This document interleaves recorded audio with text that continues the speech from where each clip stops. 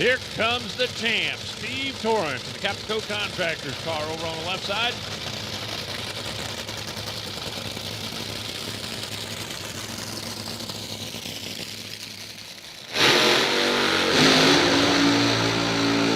And Scott Farley getting an opportunity to come out here and drive that Totten racing machine. Farley makes his home in Connecticut, car based actually out in the Midwest. And this is a car that has upset some of the big shooters when they've brought it out with various drivers behind the wheel. But they definitely got a mountain to climb right here. Steve Torrance's worst run has been 3.745. His worst run would have qualified him in the number 6 spot. His best run, quickest run in the history of the racetrack, 366, and that put him in the number 1 spot. But the Capco boys have definitely put 3 good runs together here this weekend. Last race on tour, they went to the final round. And even though they haven't yet found the winner's circle here in 2022, they definitely are starting to show signs of their old Capco group that we're used to seeing win week in and week out. Remember, Billy won this race when we were here last time, and I'm assuming he's following along on NHRA.tv. I can't believe Mama Kay wouldn't let him come back and defend his championship. I mean, geez.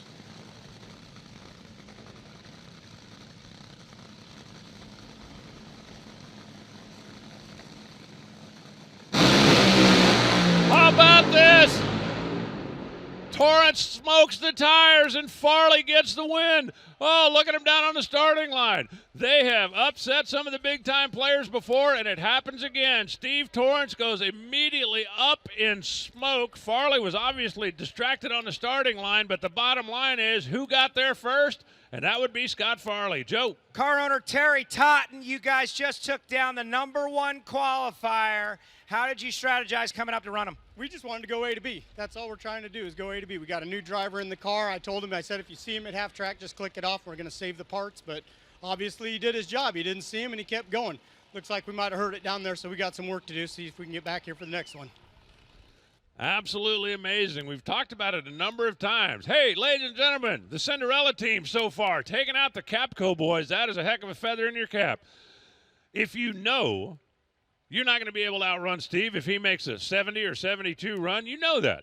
So go down the racetrack and see if he'll give you an opening.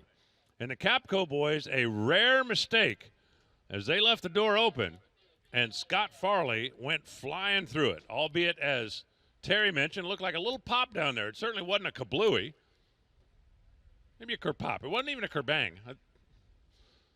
But they will have a little extra work to do. And for Steve Torrence, the absolute superstar of qualifying, and in round number 1, that's one of the reasons I love drag racing. And don't misunderstand, I have a lot of friends that make a living in NASCAR. I've got a lot of friends over there, and I follow NASCAR closely. I hope they have a tremendous event, their inaugural race down at Gateway, Worldwide Technology Raceway today. But in NASCAR, you can go down a lap and come back and win. In NASCAR, you can make a mistake and come back and win. In NHRA, each and every trip down the racetrack is one shot. Get it right or go home.